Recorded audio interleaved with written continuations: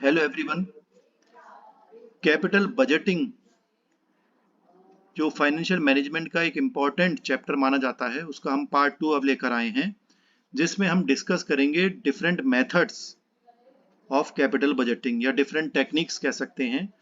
कई मेथड थे जो अभी हमने पिछली वीडियो में पार्ट 1 वीडियो में देखे थे, तो उसमें से हम एक मेथड हम देख रहे हैं, पे बैक पीरियड मेथड, और फिर बाकी जो दो मेथड है वो उसके साथ के ही हैं, पोस्ट पे बैक प्रॉफिटेबिलिटी और डिस्काउंटेड पे बैक पीरियड। तो ये क्या मेथड होता है, इसके बारे में हम अब जानकारी लेंगे। इंपॉर्टेंट टॉपिक माना जाता है ये पे बैक पीरियड मेथड। इसका सिंपल मतलब होता है कि कोई भी अगर हम प्रोजेक्ट नया लेते हैं, कोई नई मशीन खरीदते हैं, तो निवेश करना पड़ता है। तो वो जो निवेश कर रहे हैं, इन्वेस्ट कर रहे हैं, हमारा इन्वेस्टमेंट हो रहा है, वो पैसा हमें कितने दिन में वापस मिल जाएगा या कितने वर्षों में वापस मिल जाएगा, वो जितने वर्ष लगेंगे, जितने ईयर्स लगेंगे, उसे हम पे बैक पीरियड कहते हैं कि कितने टाइम में हमारा पैसा वापस आ जाएगा। तो ये लेंथ ऑफ टाइम हो गया कि कितनी टाइम लगेगा हमारे जो शुरू में जो हमने इन्वेस्टमेंट करा है उस पैसे को वापस आने में। पैसा वापस कहाँ से आएगा? जो हमें आय होगी, इनकम होगी, हम बिक्री करेंगे, बिक्री में से हम खर्चे माइनस कर देंगे अपने, तो जो प्रॉफिट होगा, तो प्रति वर्ष कितना प्रॉफिट होगा वो देखा जाएगा। हम एक एग्जाम्पल ले लेते हैं, जैसे कि हमने 1 लाख रुपए की मशीन खरीदी। अब हमें प्रति वर्ष अंदाजा लगाया कि 10,000 रुपए या 10,000 रहने दीजिए, 20,000 मान लेते हैं कि 20,000 रुपए का हमें प्रॉफिट होगा प्रति वर्ष। हमने लगाए हैं 1 लाख रुपए और उस मशीन से हमें फायदा होगा 20,000 रुपए प्रति वर्ष। तो 20,000 रुपए हम पहले साल में कमा लेंगे, दूसरे वर्ष भी 20,000, तीसरे वर्ष भी 20,000, चौथे वर्ष भी 20,000, पांचवें वर्ष भी 20,000, यानी कि 5 वर्ष में हमारा 1 लाख रुपया वापस आ जाएगा। क्योंकि 1 लाख रुपए हमें चाहिए वापस आने के लिए। वैसे तो मशीन चलती रहेगी, आगे प्रॉफिट होता रहेगा, लेकिन हमारे 1 लाख रुपए 20-20 हजार के हिसाब से 5 वर्षों में वापस आ जाएंगे। तो 1 लाख को हमने 20,000 से डिवाइड कर दें तो 5 निकल कर आएगा, यानी कि 5 ईयर्स में हमारे पैसे वापस आ जाएंगे। तो कई कंपनी सोचती हैं कि इस प्रोजेक्ट को एक्सेप्ट करें ना करें, तो वो एक बेंचमार्क बना लेती हैं, एक टारगेट बना लेती हैं, एक स्टैंडर्ड फिक्स कर लेती हैं कि भाई अगर हमारे 6 वर्ष में पैसा वापस आ जाए तो हम इस प्रोजेक्ट को एक्सेप्ट करेंगे। कुछ कंपनी कहेंगी कि 10 वर्षों में हमारा पैसा वापस आ जाए तो हम इस प्रोजेक्ट को एक्सेप्ट करेंगे। तो ये प्रोजेक्ट कितने वर्ष में एक्सेप्ट करना है, ये हर कंपनी के अलग अलग पॉलिसी हो सकती है। कभी कभी ऐसा होता है कि कई प्रोजेक्ट हमारे पास ऑप्शन में है, या मशीन्स खरीदनी है तो कई मशीन हमारे ऑप्शन में है कि कौन सी खरीदें। तो जिसमें कम समय लगेगा हमारा पैसा वापस आने में, वो मशीन या वो प्रोजेक्ट हम एक्सेप्ट कर सकते हैं। सिंपल बात समझ गए होंगे। कोई समस्या आए आप कमेंट बॉक्स में लिख दीजिएगा। तो जिसमें पे बैक पीरियड यानी कि जिसमें पैसा हमारा जल्दी वसूल हो जाएगा, उस प्रोजेक्ट को हम एक्सेप्ट कर लेते हैं। देखिए अब हम पे बैक पीरियड कैलकुलेट कैसे करेंगे, उसके स्टेप्स देख लेते हैं। पहला है find out the initial investment, कि पहले हमें पता लगाना है कि हमें मशीन खरीदनी है तो वो कितने रुपए में आएगी, या कोई नया प्रोजेक्ट हमें लगाना है तो वो कितना इन्वेस्टमेंट हमें करना पड़ेगा। ये प्रश्न में ज्यादातर दिया होता है, तो हमें इसमें कोई ज्यादा परेशानी नहीं आएगी। प्रश्न में लिखा होगा कि इस प्रोजेक्ट की कॉस्ट कितनी है या मशीन की लागत कितनी है। स्टेप 2 इंपॉर्टेंट स्टेप है ये, क्योंकि हमें देखना है कि प्रति वर्ष हमें कितने रुपए का प्रॉफिट होगा, वो हमें कैलकुलेट करना पड़ेगा अगर क्वेश्चन में नहीं दिया गया है तो जो एनुअल, उसे हम कहते हैं एनुअल कैश फ्लो, इनफ्लो होगा, पैसा हमारे पास आएगा, तो उसे हम एनुअल ऑपरेटिंग सेविंग्स भी कह सकते हैं। कुछ प्रश्नों में एनुअल ऑपरेटिंग सेविंग्स लिखा होगा, कुछ में एनुअल कैश इनफ्लो लिखा होगा या एनुअल कैश फ्लो लिखा होगा, कुछ भी लिखा हो सकता है, तो मतलब सबका एक ही है। तो कैसे निकालेंगे कि जो हम बिक्री करेंगे, सेल करेंगे, तो वो लिख लेंगे हम सेल्स रेवेन्यू आ रहा है, यहां पे देखें आप। फिर लेस करेंगे इसमें ऑपरेटिंग एक्सपेंसेस, यहां पर देखेंगे ऑपरेटिंग एक्सपेंसेस आ रहा है, यानी कि ये खर्चे हमारे सारे जितने भी खर्चे होंगे सब लिखे जाएंगे डेप्रिसिएशन को भी लगाकर। तो इसको सेल्स में से जब खर्चे माइनस कर देंगे तो इनकम निकल कर आ जाएगी हमारी, यहाँ पर इनकम निकल कर आ गई। लेकिन ये बिफोर टैक्स है, अब हमें इनकम टैक्स भी देना है, तो जितने प्रतिशत इनकम टैक्स होगा वो टैक्स माइनस कर देंगे, तो इनकम बचेगी आफ्टर टैक्स, टैक्स देने के बाद। फिर अब ये इंपॉर्टेंट पॉइंट यहां पर आता है कि हम इसमें डेप्रिसिएशन को ऐड करेंगे। ये माना जाता है कि हमें कैश इनफ्लो देख रहे हैं कि कैश कितना आ रहा है, तो जो प्रॉफिट का कैश हमें मिल रहा है, जो सेल कर रहे हैं अपने प्रोडक्ट्स को, तो जो पैसा आ रहा है, तो जो डेप्रिसिएशन हमने माइनस तो कर दिया ऊपर, इंक्लूडिंग डेप्रिसिएशन यहाँ माइनस कर दिया, लेकिन डेप्रिसिएशन जो माइनस कर दिया वो पैसा हमने कहीं बाहर नहीं दिया है, वो हमारी कंपनी में, हमारे बिजनेस में, व्यापार में ही है। तो इसलिए ये डेप्रिसिएशन वापस ऐड कर दिया जाएगा, क्योंकि हमें कैश देखना है कि कितना कैश हमारे पास आया है। जब डेप्रिसिएशन वापस ऐड कर देंगे तो फिर उसे हम कहेंगे एनुअल कैश इनफ्लो या एनुअल कैश फ्लो या एनुअल ऑपरेटिंग सेविंग्स, कुछ भी कह सकते हैं। एनुअल कैश फ्लो निकल कर आ जाएगा। तो 2 पॉइंट हो गए। इन्वेस्टमेंट हमने पहले पॉइंट में देख लिया, स्टेप 2 में एनुअल कैश फ्लो देख लिया। अब हम पे बैक पीरियड निकालेंगे। यहाँ पर 2 बातें हो सकती हैं। जैसे मैंने बताया कि हमें प्रति वर्ष मान लो 20-20 हजार रुपए मिल रहे हैं, तो यानी कि 20,000 एक ही अमाउंट है, वो हर वर्ष 20-20 ही मिल रहे हैं। यानी कि पहला पॉइंट हो गया when annual inflows are equal, यानी प्रति वर्ष जो पैसा मिलेगा वो बराबर बराबर मिल रहा है, तो कैलकुलेशन अलग हो जाएगी। लेकिन कोई जरूरी नहीं है कि इस साल हमने 20 हजार रुपए कमाए तो अगले साल भी 20,000 ही कमाएंगे, ऐसा तो जरूरी नहीं है। 20 के 15 भी हो सकते हैं, 25 भी हो सकते हैं। तो दोनों में करने में हमें फॉर्मूले अलग हो जाएंगे। तो पहले हम देख लेते हैं जब when annual inflows are equal, equal वाला पार्ट देख लेते हैं पहले। देखिए when annual cash inflows are equal, जब ये इक्वल होंगे तो हम पे बैक पीरियड यानी कि जितने वर्ष में हमारा पैसा वापस आ सकता है वो कैसे निकालेंगे, इनिशियल इन्वेस्टमेंट डिवाइडेड कर देंगे एनुअल कैश फ्लो से। यानी कि जैसे मैंने बताया कि 1 लाख हमने इन्वेस्ट करे, प्रति वर्ष 20,000 रुपए आ रहे हैं, तो 1 लाख अपॉन 20,000 लिख दिया। 1 लाख को 20,000 से भाग कर देंगे तो 5 आ जाएगा, तो यानी कि 5 वर्षों में हमारा पैसा वसूल हो जाएगा। तो ये सिंपल फॉर्मूला है। जब हमें प्रति वर्ष एक जैसी ही धनराशि हमें प्राप्त हो रही है, तो हम ये फॉर्मूला लगाएंगे पे बैक पीरियड निकालने के लिए। ठीक है, अब हम न्यूमेरिकल प्रॉब्लम्स देख लेते हैं, जिससे कि ये कंसेप्ट हमें और अच्छी तरीके से समझ में आ जाएगा। अब हम नेक्स्ट क्वेश्चन देखेंगे।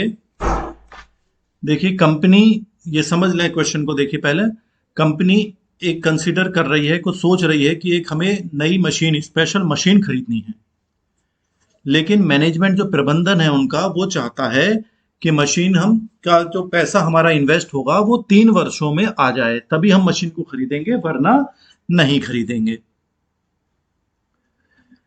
तो अब यहाँ पे बताया गया है कि cost of the machine, machine की लागत 3 लाख रुपए है, उसकी लाइफ ऑफ द मशीन 8 वर्ष है, 8 वर्ष तक मशीन सही चलेगी, उसके बाद वो खत्म हो जाएगी, बेकार हो जाएगी। Sales revenue generated by the new machine, नई मशीन लगाएंगे तो उससे 4 लाख रुपए प्रति वर्ष हमें हमारे सामान की उत्पाद की बिक्री होगी। वेरिएबल कॉस्ट जो है हमारी, वो 60% रहेगी सेल्स की। वेरिएबल कॉस्ट आप जानते ही हैं कि जब प्रोडक्शन बढ़ता है तो कॉस्ट बढ़ती है, प्रोडक्शन कम होता है तो कॉस्ट कम हो जाती है। जैसे मटेरियल है, लेबर है, बाकी और खर्चे हैं, वो सब वेरिएबल कॉस्ट में आती हैं। फिक्स्ड कॉस्ट जो है वो डेप्रीशिएशन को छोड़कर 15,000 रुपए है एनुअली, यानी प्रति वर्ष की, और टैक्स 50% है। अब हमें क्वेश्चन में कहा गया है कि बेस्ड ऑन द क्राइटेरिया, 3 वर्षों का जो क्राइटेरिया मैनेजमेंट प्रबंधन ने रखा है, कंपनी के प्रबंधन ने कहा कि 3 वर्ष तक अगर हमारे पैसे पूरे वसूल हो जाएं तो हम मशीन को रखेंगे, मतलब ये मशीन खरीदेंगे, वरना नहीं खरीदेंगे। तो हमसे पूछा गया है कि आंसर बताइए कि अगर 3 लाख रुपए इन्वेस्ट करने हैं तो कंपनी इसको खरीदे या ना खरीदे। डेप्रिसिएशन जो है वो स्ट्रेट लाइन मेथड है कि फिक्स डेप्रिसिएशन रहेगा प्रति वर्ष। तो इस क्वेश्चन को पहले आप कॉपी कर लीजिए, जिससे कि हम नेक्स्ट स्लाइड पर जाएं तो आपको क्वेश्चन आपके पास रहे, क्योंकि क्वेश्चन हमें करना है। तो सबसे पहले हमें देखिए पे बैक पीरियड यहाँ पे कैलकुलेट करना है, फॉर्मूला आप जानते ही हैं। तो सबसे पहले हम एनुअल कैश फ्लो निकाल लेते हैं, मैं नेक्स्ट स्लाइड पर निकालूंगा इसको। देखिए एनुअल कैश फ्लो हमें निकालना है, तो हेडिंग डालता हूं मैं, कैलकुलेशन ऑफ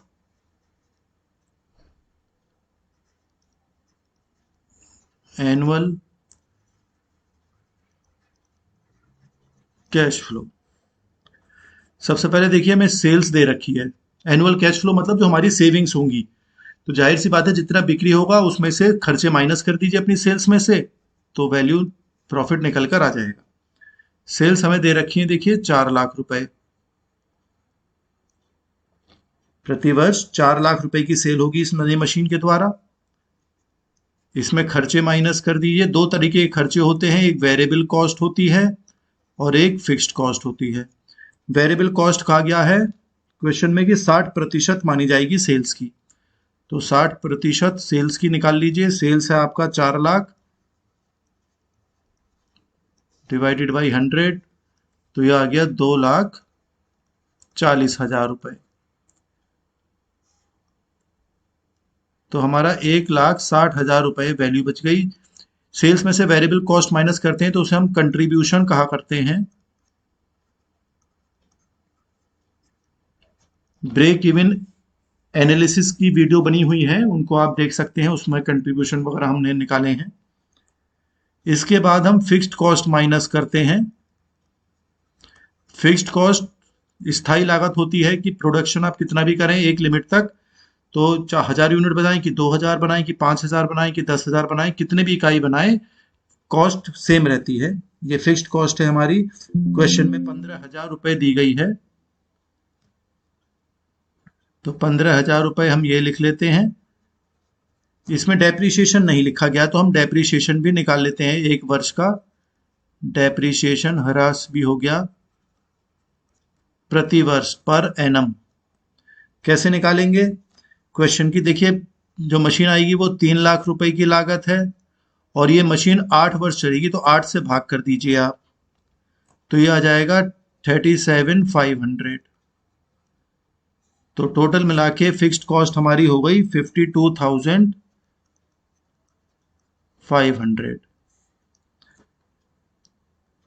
अब प्रॉफिट बच रहा है हमारा 1,07,500, लेकिन अभी टैक्स नहीं घटा है, तो ये हो गया प्रॉफिट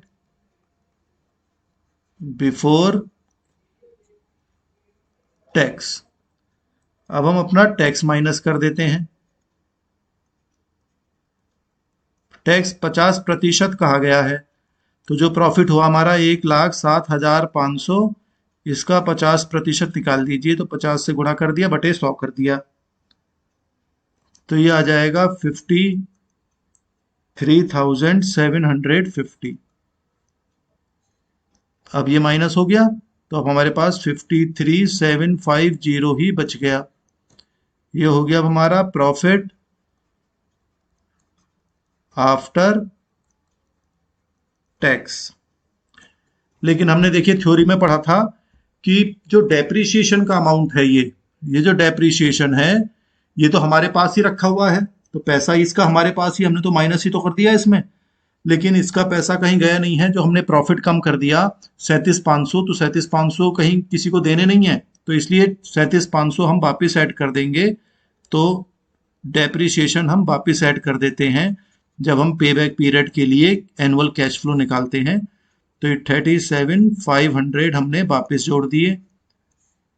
अब हमारे पास प्रॉफिट आ गया 91,250। ये एक्चुअल में देखा जाए तो ये एनुअल कैश फ्लो आ गया,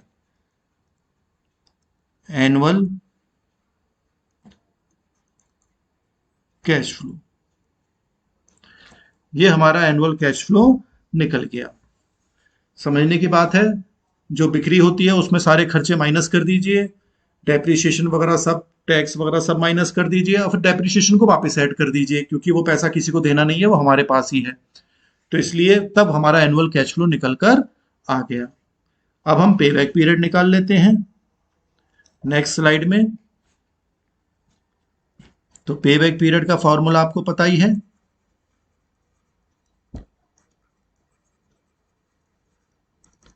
इनिशियल आउटले या इनिशियल इन्वेस्टमेंट कह सकते हैं, कुछ भी लिख सकते हैं आप, divided by annual cash flow.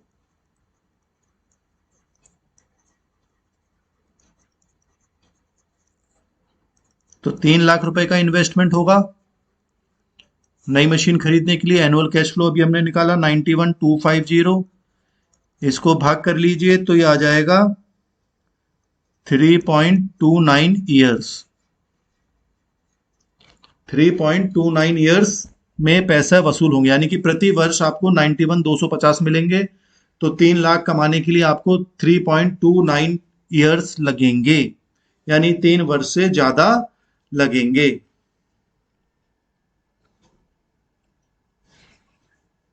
तो ये समझना है। अब क्वेश्चन में कहा गया था कि मैनेजमेंट जो प्रबंधन है कंपनी का, वो तभी इसको मशीन को खरीदेगा जब 3 वर्ष में पूरे आ जाएंगे पैसे, लेकिन ये 3 वर्ष से ज्यादा लग रहे हैं। तो इसका मतलब जो 3 वर्ष से ज्यादा लग रहे हैं तो प्रबंधन इसको नहीं खरीदेगा। तो फिर हमें लास्ट में परीक्षा में जब प्रश्न आता है तो हमें लिखना पड़ेगा कि since the pay back period, जो पे बैक पीरियड है वो 3 वर्ष से ज्यादा आ रहा है, इज मोर देन 3 ईयर्स, 3 वर्ष से ज्यादा आ रहा है, इसलिए हम इसको प्रपोजल को एक्सेप्ट नहीं कर सकते। हेंस द स्पेशल मशीन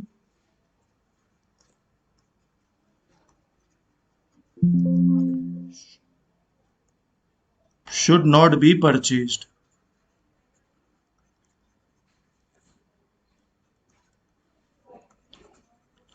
क्योंकि 3 वर्ष से ज्यादा आ रहा है पे बैक पीरियड, इसलिए इस मशीन को हम नहीं खरीदेंगे। इस तरह से ये प्रश्न हमें करना है। 1-2 बार आप करेंगे तो प्रैक्टिस हो जाएगी। फिर भी कोई समस्या हो तो कमेंट बॉक्स में आप लिख सकते हैं।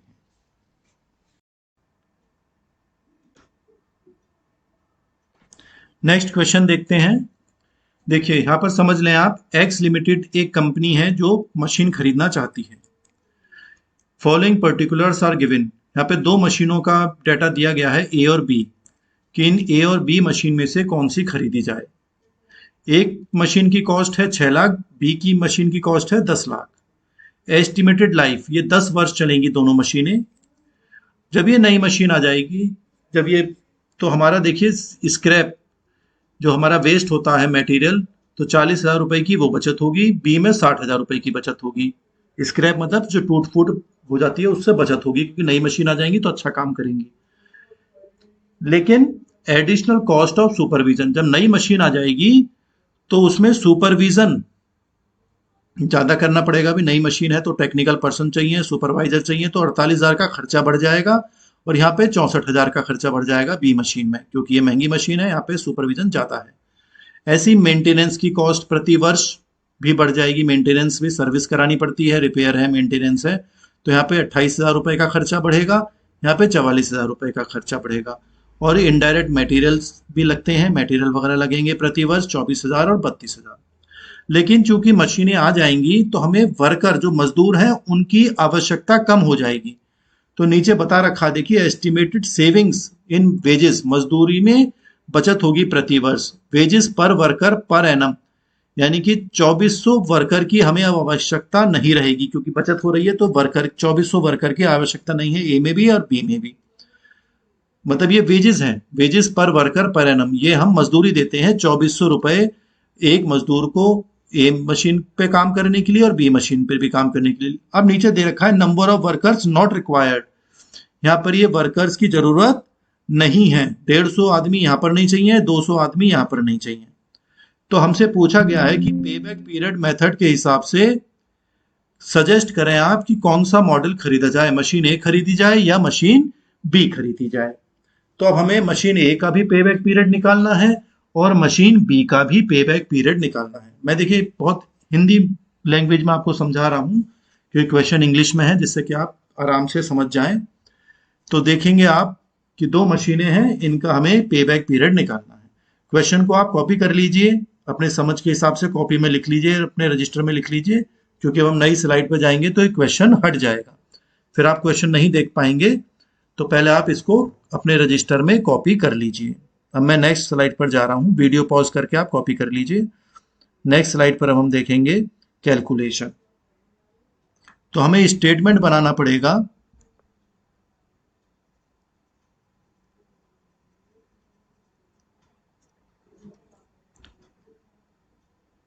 स्टेटमेंट शोइंग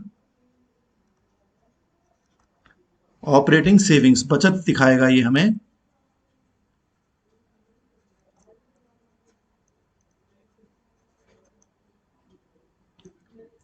ठीक है, देखिए दो मशीनें हैं आपके पास, मशीन ए और मशीन बी। तो पहले हम देखिए बचत देख लेते हैं, जब फायदा है तो फायदा ज्यादा होगा मशीन का, बचत देखेंगे और खर्चे माइनस कर देंगे। तो देखिए हम एस्टिमेटेड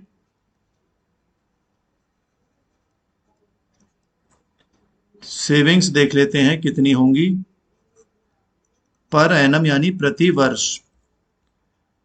तो हमें स्क्रैप में बचत होगी और वेजेस में बचत होगी, दो जगह बचत हो रही थी, आपको याद है कि 150 और 200 मजदूर हमें नहीं चाहिए और स्क्रैप में बचत होगी। तो ये दोनों हमें बचत हो रही हैं, इस वाले में तो मशीने में 40,000 रुपए की और इधर 60,000 रुपए की। जो वर्कर्स हमें नहीं चाहिए, देखिए पहले में 2400 रुपए एक मजदूर को देते थे और 150 आदमी नहीं चाहिए, तो इसकी वैल्यू तो आ जाएगी 3,60,000। और दूसरा वर्कर है, वहां पे भी हमें 2400 रुपए देते हैं, वहां पे 200 रुपए देते थे बी मशीन के लिए, अब नहीं देने पड़ेंगे क्योंकि बचत हो जाएगी। तो ये 4,80,000 रुपए ये बच जाएंगे हमें। तो टोटल बचत हम देख लेते हैं, यहाँ पे हो गई 4 लाख और यहाँ पे 5,40,000 रुपए, ये तो हमारी बचत हो गई। अब हम अपने खर्चे देख लेते हैं। एस्टिमेटेड एडिशनल कॉस्ट, जो अलग से नए खर्चे बढ़ जाएंगे नई मशीनों के आने से, एडिशनल कॉस्ट पर एनम प्रति वर्ष। तो देखिए सुपरविजन की लागत बढ़ेगी, मेंटेनेंस की लागत बढ़ेगी और एक इनडायरेक्ट मटेरियल की लागत बढ़ेगी, इनडायरेक्ट मटेरियल भी आपका बढ़ जाएंगे। तीनों का अमाउंट लिख लेते हैं, क्वेश्चन में आप देख सकते हैं 48,000, 28,000 और 24,000। इधर है आपके 64,000, 44,000 और 32,000। इनको भी जोड़ लेते हैं तीनों को, तो ये आएगा आपका 1,00,000 रुपए की अतिरिक्त लागत हो गई। यहाँ पे 1,40,000 ये हमने बंद कर दिया। तो ये हमारा हो गया बचत और ये हो गए खर्चे। तो देखिए बचत ज्यादा है आपकी 4 लाख, लागत है 1,00,000। ऐसे यहाँ पे 5,40,000 है, यहाँ पे 1,40,000 की लागत है। तो हमें बचत कितनी हो रही है ये देखना है हमें। एनुअल ऑपरेटिंग सेविंग्स,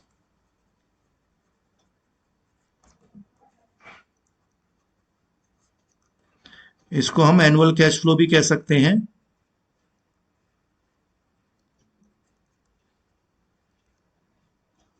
एक ही बात है। तो 4 लाख में से 1,00,000 माइनस कर दीजिए, तो ये हो गए 3 लाख। ऐसे ये 5,40,000 में से 1,40,000 माइनस कर दीजिए, तो ये बचेंगे आपके 4 लाख। तो ये हमारा एनुअल कैश फ्लो आ गया। बहुत समझने का क्वेश्चन है, आप आराम से करें तो प्रैक्टिस हो जाएगी। अब हम पेमेंट निकालते थे, पे बैक पीरियड निकाल लेते हैं। तो नेक्स्ट स्लाइड पर चले जाते हैं अब हम।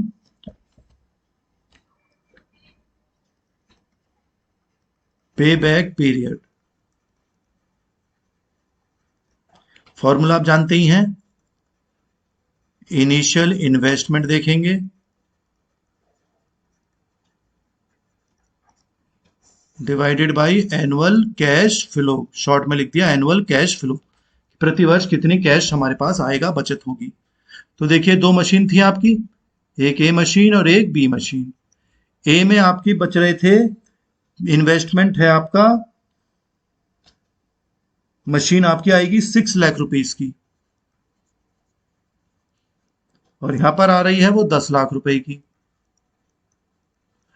इन्वेस्टमेंट हो गया। एनुअल कैश फ्लो, यहां पर हमारा एनुअल कैश फ्लो निकला 3 लाख, और यहां पे भाग करेंगे, यहां पर आया था 4 लाख।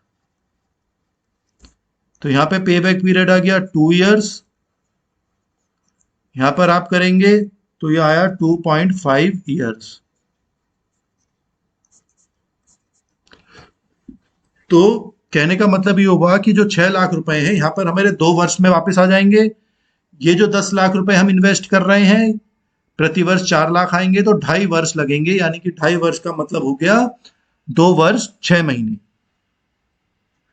तो इससे क्लियर हो गया कि मशीन ए का पेबैक पीरियड कम है, तो हम मशीन ए को परचेज करेंगे।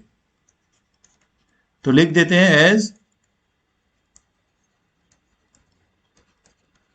Payback period of machine A is less, therefore machine A should be purchased। ये लिखना पड़ता है, तभी सही से नंबर आपको मिलेंगे, क्योंकि पे बैक पीरियड इसका कम है। ठीक है, क्वेश्चन को करिए, कोई परेशानी हो तो आप कमेंट बॉक्स में लिख। नेक्स्ट क्वेश्चन देखते हैं। यहां पर देखिए, कंपनी एक मशीन खरीदना चाहती है, 2 पॉसिबल मशीन है उनके पास, जिससे हमें अतिरिक्त उत्पादन हम कर पाएंगे। आउटपुट है मशीन एक्स है और मशीन वाई है। दोनों, इसकी कैपिटल कॉस्ट 30 हजार है। मशीन एक्स भी 30,000 की आती है, मशीन वाई भी 30,000 की आती है। बिक्री जो होगी मशीन एक्स से 50,000 की होगी और मशीन वाई से 40,000 की होगी। ये अतिरिक्त, ये हमारे खर्चे हैं, लेबर, मटेरियल, फैक्ट्री का खर्चा, ऑफिस का खर्चा, सेलिंग एक्सपेंसेस हैं, सब एक्सपेंसेस दे रखे हैं। एक्सपेक्टेड लाइफ, मशीन की लाइफ एक्स की 2 वर्ष है, वाई की 3 वर्ष है। अब आपसे पूछा है कि दोनों में से कौन सा प्रॉफिटेबल है, फायदेमंद इन्वेस्टमेंट, निवेश कौन सा है इन दोनों में पे बैक पीरियड के अनुसार, और टैक्स रेट 50% माना जाएगा। बिल्कुल सिंपल क्वेश्चन है, हमें सेल्स दे रखी है, अपने खर्चे माइनस करने हैं और हम आंसर निकाल लेंगे। इस क्वेश्चन में आप देखेंगे कि खर्चे तो दे रखे हैं, लेकिन यहाँ पे हमें डेप्रीशिएशन नहीं दिया गया है, तो हम डेप्रीशिएशन भी कैलकुलेट करेंगे और उसे खर्चे में लिखेंगे, और जब एनुअल कैश फ्लो निकालते हैं तो डेप्रीशिएशन बाद में दोबारा ऐड कर लिया जाता है।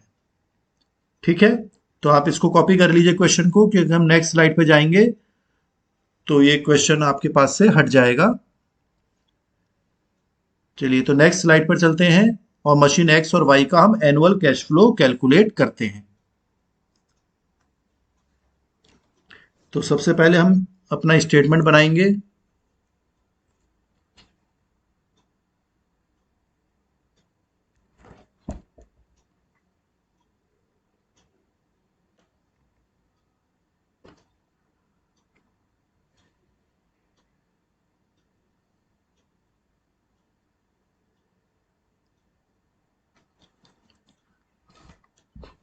तो देखिए, स्टेटमेंट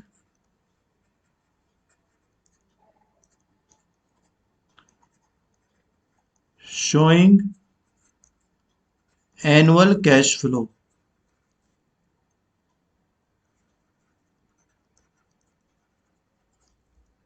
ये हम अपना स्टेटमेंट बनाएंगे, एनुअल कैश फ्लो कैलकुलेट करेंगे, मशीन एक्स का भी और मशीन वाई का भी।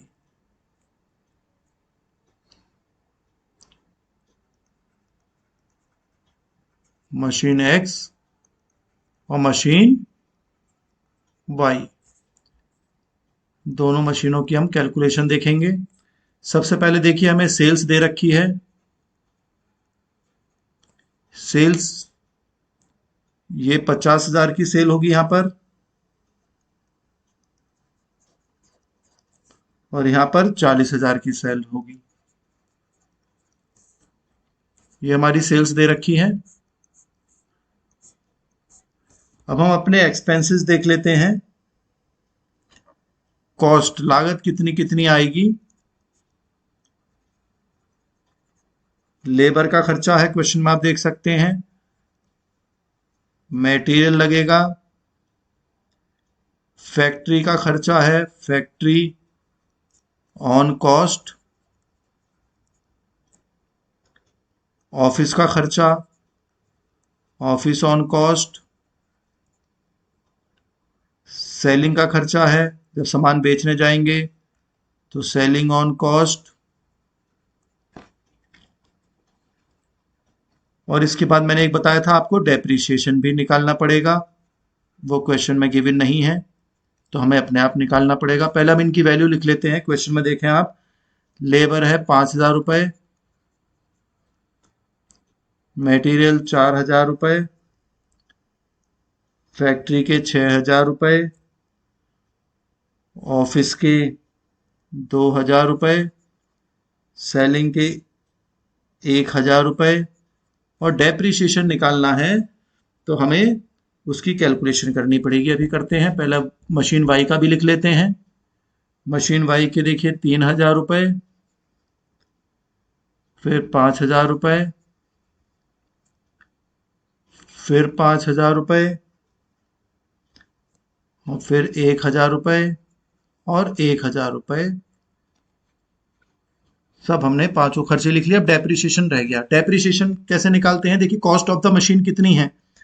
30,000 रुपये की मशीन है पहली वाली, तो 30,000 रुपये, और ये 2 वर्ष चलेगी तो 15,000 रुपये इसका डेप्रिसिएशन हो गया।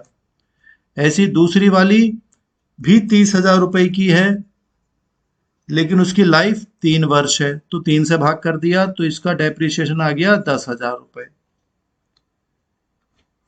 अब ये हमारी टोटल लागत देख लेते हैं कितनी हो रही है। टोटल लागत देखेंगे, इन सबको जोड़ेंगे आप। ये देखिए, यहां से यहां तक ये सब अमाउंट आप जोड़ लीजिए तो ये आ जाएगा आपका 33,000। ऐसे ही यहाँ पे भी ये जोड़ लीजिए सब, तो इनकी कॉस्ट आ जाएगी 25,000 रुपये। ठीक है, तो देखिए 50,000 रुपए की बिक्री हुई, खर्चा हुआ 33,000, यहाँ पे 40,000 की बिक्री हुई, सेल करा सामान, और 25,000 का खर्चा हुआ। तो नेट अर्निंग्स हम देखें तो कितनी हुई? नेट अर्निंग्स हो गई, यहाँ पर आप 50,000 में से 33 माइनस कर दीजिए, 17,000 बचे, और यहाँ पर बचे 15,000 रुपए। 40,000 में से 25,000 घटा दिए, तो ये नेट अर्निंग्स अभी आ गई हैं। बाकी खर्चे भी हम अभी इसमें देखते हैं, कुछ और तो कुछ नहीं बचा है, टैक्स वगैरह बचा है वो देखते हैं, नेक्स्ट स्लाइड में देख लेते हैं। तो ये मशीन एक्स और एक मशीन वाई, तो यहाँ पे नेट अर्निंग्स लिख लेते हैं जो अभी हमने पीछे लिखा था। ये थे 17,000 और यहाँ पे था 15,000। इसमें से हम माइनस करेंगे इनकम टैक्स। क्वेश्चन में 50% कहा गया है, तो 17,000 का 50% यानी आधा घटा दीजिए आप, तो ये 8,500 रुपये हो गया। 15,000 का आधा कितना होता है? 7,500। तो 8,500 ही बचे, और यहाँ पे माइनस करेंगे 7,500 बचे। ये हमारा बच गया अर्निंग्स आफ्टर टैक्स, या प्रॉफिट आफ्टर टैक्स कह सकते हैं, अर्निंग्स आफ्टर टैक्स। लेकिन हमने पहले भी सीखा है, इसमें हम डेप्रिसिएशन वापस ऐड कर देते हैं।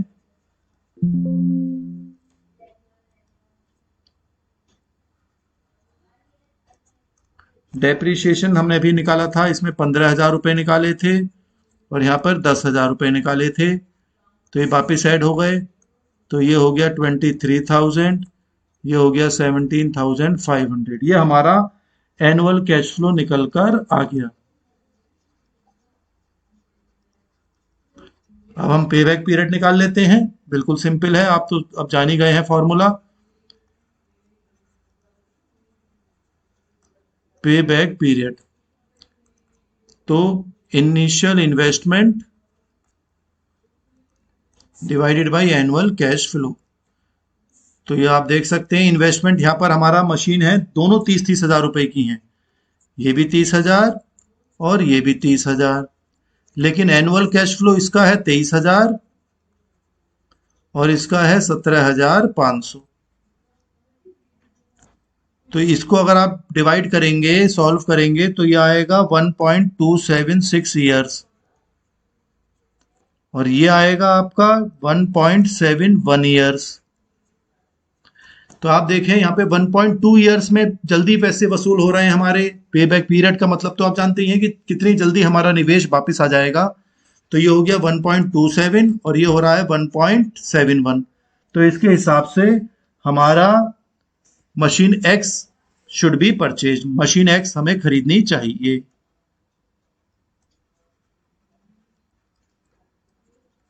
शुड बी परचेज्ड, क्यों? Because its pay back period is less as compare to machine y. Y के से कंपैरिजन करेंगे तो एक्स की मशीन में हम जल्दी अपना पैसा वसूल कर सकते हैं। ठीक है, इस तरह से देखिए पे बैक पीरियड हमने कैलकुलेट कर लिया और पता लगा लिया कि मशीन एक्स सही है पैसे वापस आने में, या मशीन वाई कौन सी हमें जल्दी हमारा निवेश वापस करा देगी। तो मशीन एक्स से हम जल्दी पैसे अपने वसूल कर सकते हैं।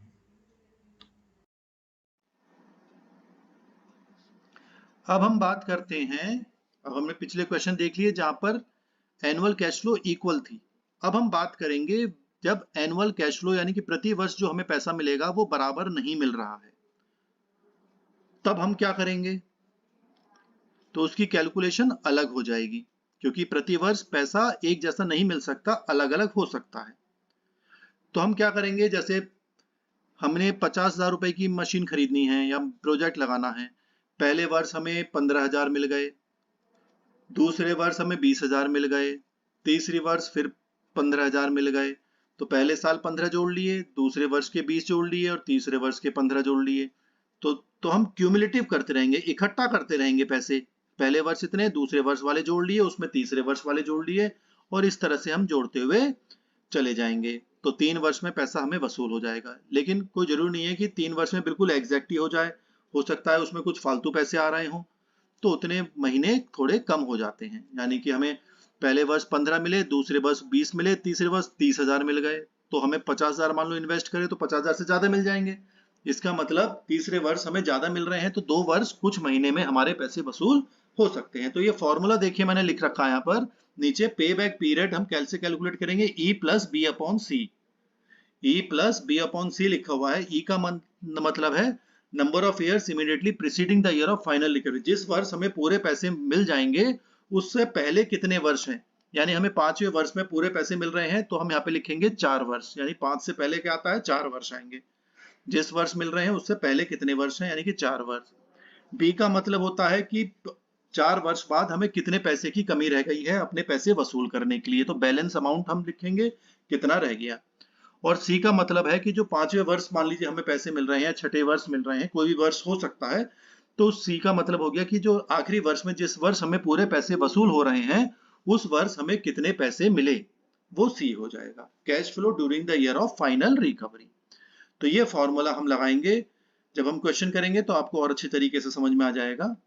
तो इसके भी हम न्यूमेरिकल प्रॉब्लम्स देख लेते हैं जिससे कि ये भी कंसेप्ट आपको समझ में आ जाए।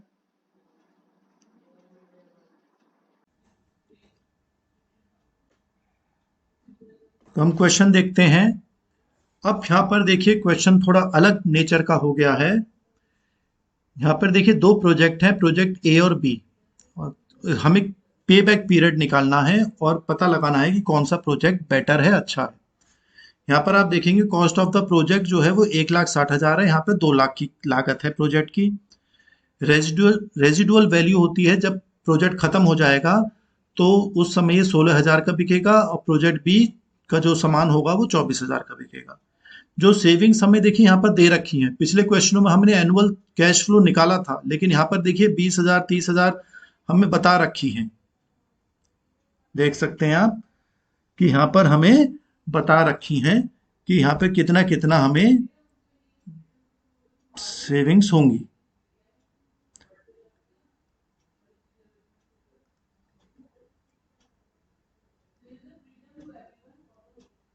यहाँ पे देखिए मिट रहा है, थोड़ा सा मैं सही कर देता हूँ, ये 50,000 है। ठीक है, तो समझने की बात है कि 7 वर्षों का ये प्रोजेक्ट है, ये आपका 6 वर्षों में पूरा होगा। 6 वर्ष का प्रोजेक्ट है ये, मतलब 6 वर्ष तक हमें इनकम होगी। अब यहाँ पर जो अर्निंग्स है वो हर वर्ष अलग अलग हैं, जबकि पिछली क्वेश्चनों में हमने देखा था कि वहां पर एनुअल प्रति वर्ष निकालते थे कि प्रति वर्ष 20,000 मिलेंगे या 40,000 मिलेंगे, जो भी मिलेंगे, लेकिन यहाँ पर प्रति वर्ष हर वर्ष अलग अलग वैल्यू आपको दी गई है। तो अब हमें इसमें थोड़ा पेबैक पीरियड का फॉर्मूला थोड़ा चेंज करना पड़ेगा। पहले आप इस क्वेश्चन को कॉपी कर लीजिए, फिर हम देखेंगे इसे किस तरह से करेंगे। मैं नेक्स्ट स्लाइड पर जाता हूं। तो अब हम देखिए यहाँ पर क्या बनाएंगे। यहाँ पर हम बनाएंगे टेबल, बनाएंगे एक अपनी table showing cumulative. Cumulative means इकट्ठे करते हुए जाएंगे, cumulative cash flows of project. Project A है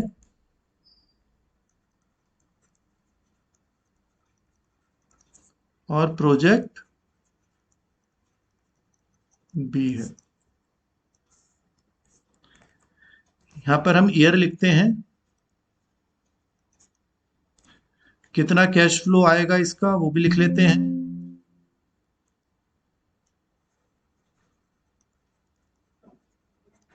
और इसका क्यूमुलेटिव इकट्ठा करते हुए लिखेंगे।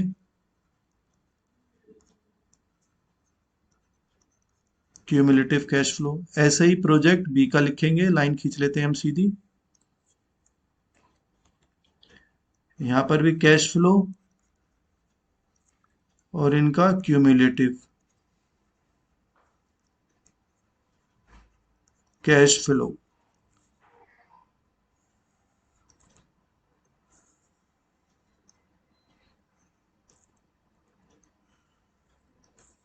ऐसे यहाँ पर लाइन बना लेते हैं और एक लाइन हमारी ये बन गई। ईयर हमारे देखिए 7 तक दे रखे हैं, 1 2 3 4 5 6 और 7। कैश फ्लो देख लेते हैं, क्वेश्चन में देखा होगा आपने, यहाँ पर हमें 20,000 रुपए मिल रहे हैं, यहाँ पर 30,000, फिर 50,000, दोबारा 50,000, 40,000, 30,000। अब 7th ईयर में देखेंगे आप, क्वेश्चन में 10,000 दिए गए हैं, लेकिन ऊपर देखेंगे तो 16,000 रेसिडुअल वैल्यू है, जो मैंने बताया कि जब प्रोजेक्ट खत्म हो जाएगा तो उसका जो सामान है वो 16,000 में बिक जाएगा। तो 7वें वर्ष में जब खत्म हो जाएगा तो 10,000 तो ये एनुअल वाले बच रहे हैं, 10,000 रुपए तो सेविंग बच रही है, और 16 वो हो गए, तो दोनों मिला के हो गए 26,000 रुपए। ऐसे ही बी का देख लेते हैं, यहाँ पर आपको 40,000 रुपए मिल रहे हैं पहले वर्ष, दूसरे वर्ष है 60,000, फिर अगेन 60,000, फिर दोबारा 60,000, इसके बाद 30,000 और 20,000। लेकिन 20 की जगह हम क्या लिखेंगे, ऊपर देखेंगे तो 24,000 रुपए हमें रेसिडुअल वैल्यू मिल रही है। रेसिडुअल मीन्स जो बचा हुआ होगा प्रोजेक्ट का, तो 44,000 हो जाएंगे, 24 वो और 20 ये, तो हम इसको 24 44 बना देते हैं, 44,000 रुपए। अब इनका क्यूमुलेटिव निकाल लेते हैं। देखिए क्यूमुलेटिव कैसे निकालेंगे, 20 है तो 20 लिख दिए हमने, फिर इस 20 में ये अगले 30 जोड़ लिए, तो ये हो गए 50,000, इस 50 में ये 50 जोड़ लीजिए, तो ये हो गए 1,00,000, 1,00,000 में अगले 50 जोड़ लीजिए, तो हो गए 1,50,000, इस 1,50,000 में अब ये 40 जोड़ लीजिए, तो 1,90,000 रुपए, 1,90,000 में 30,000 जोड़ लीजिए, तो 2,20,000, और 2,20,000 में 26 जोड़ लीजिए, तो 2,40,000। इस तरह से क्यूमुलेटिव मीन्स इकट्ठे करते हुए चले गए। ऐसे यहाँ पर देखिए शुरू में 40 है तो 40 लिख लिए, 40 में 60 जोड़ लीजिए तो 1,00,000 हो गए, 1 लाख में 60 जोड़ लीजिए तो 1,60,000 हो गए। फिर 60,000 जोड़ लीजिए इसमें तो 2,20,000 हो गए। फिर इसमें 30,000 जोड़ लीजिए तो 2,50,000 और फिर 44,000 जोड़ लीजिए तो 2,94,000 होगा। इतना हमने लिख लिया। कॉस्ट ऑफ द प्रोजेक्ट पहले की 1,60,000 दी गई थी, तो 1,60,000 देखेंगे तो यहाँ के आसपास आ रहा है। 1,50,000 यहाँ तक वसूल हो गए हमारे, और थोड़ा सा 5वें वर्ष में से ले लेंगे। ऐसे ही प्रोजेक्ट भी 2,00,000 रुपए हैं, तो 2,00,000 रुपए हमारे देखिए 3 साल में 1,60,000 आ रहे हैं, तो चौथे साल में 2,20,000 आ रहे हैं, तो हमें तो 2,00,000 चाहिए, तो चौथे साल में कुछ महीनों में ये वसूल हो जाएंगे। ठीक है, तो ये हमारी टेबल बन गई है। अब हम पेबैक पीरियड का फॉर्मूला लगाते हैं। पेबैक पीरियड का फॉर्मूला आप जानते ही हैं। नेक्स्ट स्लाइड पे चले जाते हैं। पेबैक पीरियड, तो इसका फॉर्मूला होता है यहाँ पे E+B/C। ये हम अभी थ्योरी में सीखा था। E का मतलब जो हमारे पैसे वसूल हो रहे हैं वो कितने वर्ष में हो रहे हैं, हमें 1,60,000 चाहिए। तो देखिए वापस आते हैं, तो 1,60,000 है तो 1,50,000 तो हमें यहाँ तक आ रहे हैं। 1,50,000 है ये चौथे वर्ष का, 1,50,000 तक हमें वैसे वसूल हो रहे हैं, तो ये चौथे वर्ष में वसूल हो रहे हैं। देखें आप, तो ई का मतलब हो गया 4। फिर बैलेंस कितना रह जाएगा, हमें 2,00,000 रुपए, 1,60,000 चाहिए, तो 1,50,000 में हमें कितने बचेंगे, हमें 1,60,000 चाहिए, 1,50,000 4 वर्षों में आ रहे हैं, तो 10,000 बच रहे हैं, तो 10,000 बैलेंस का बच रहा है। तो देखिए हम क्या लिखेंगे, ये हम पहले अभी प्रोजेक्ट ए की बात कर रहे हैं, तो 4 वर्ष तो ये हो गए, प्लस 10,000 का हमारा बैलेंस रह गया अभी मिलने को। और सी का मतलब होगा कि cash flow during the year of final recovery. तो जब फाइनल रिकवरी हमारे चौथे 4 साल तो ये पूरे हो ही रहे हैं, आगे का कितना टाइम लगेगा हमें, तो अगले साल हमें 40,000 मिलेंगे। देखिए ये मिलेंगे हमें 40,000, तो चौथे 5वें वर्ष में 40,000 मिलेंगे, तो ये हमने लिख दिया यहाँ पे 40,000। ये समझने की बात है। अब इसको सॉल्व कर लीजिए, तो 4 + 0.25, 0.25 कह लीजिए, और ये आ गया 4.25 ईयर्स, यानी 4.25 वर्षों में हमारे ये पैसे वसूल हो जाएंगे। आप इसको चाहें तो 4 ईयर्स,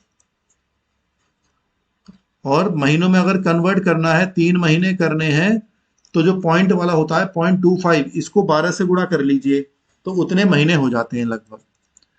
तो ये हो गया प्रोजेक्ट हमारा ए वाला। अब बी वाला देखते हैं, बी वाला प्रोजेक्ट। तो यहां पर भी फॉर्मूला यही रहेगा, पे बैक पीरियड बराबर E+B/C। यहाँ पर ई कितना होगा, पिछले क्वेश्चन में देख लेते हैं, पिछले पार्ट स्लाइड पर जाके। हमें यहाँ पे 2,00,000 रुपए की आवश्यकता है, तो देखें 2,00,000 रुपए अब इस वाले प्रोजेक्ट में चले गए बी में। 2,00,000 रुपए देखिए कहाँ वसूल होंगे, यहाँ पर वसूल होंगे, लेकिन यहाँ पे तो ज्यादा हो रहे हैं, तो उससे पहले कितने वर्ष हो गए, ये 3 वर्ष, तो 3 वर्ष हो गया हमारा ई। और हमें चाहिए कितने, 2,00,000 रुपए, तो 1,60,000 यहाँ तक वसूल हो गए, तो बचे कितने, 40,000। तो 40,000 चौथे वर्ष में आएंगे, तो बचे 40,000। तो हम जाएंगे यहाँ पर, ई तो हमारा हो गया कितने वर्ष, 3 वर्ष पूरे हो गए, कितने, 40,000 बच रहे हैं, तो 40,000 रुपए लिख लिए जो बच रहे हैं, डिवाइडेड बाई, अब जो चौथे वर्ष में हमारे पूरे वसूल हो जाएंगे, तो चौथे वर्ष में कितने रुपए आएंगे, चौथे वर्ष में आएंगे ये 60,000, तो ये 60,000 रुपए लिख लिए जाएंगे नीचे, कि जब चौथा वर्ष, जब फाइनल ईयर जो रह गया हमारा, जिसमें हमारे पूरे वसूल हो जाएंगे, तो इसको कैलकुलेट करेंगे तो ये आएगा लगभग 3 + 2/3, तो 3.67 ईयर्स, 3.67 ईयर्स।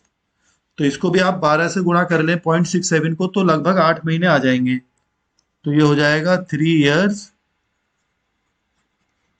8 मंथ्स। तो यहां पर देखें, यहां पर प्रोजेक्ट बी जो है वो ज्यादा अच्छा माना जाएगा, क्योंकि हमारे 3 वर्ष में पैसे वसूल हो रहे हैं। 3 वर्ष 8 महीने में, यहां पर हो रहे हैं 4 वर्ष 3 महीने में, तो project b project b should be accepted.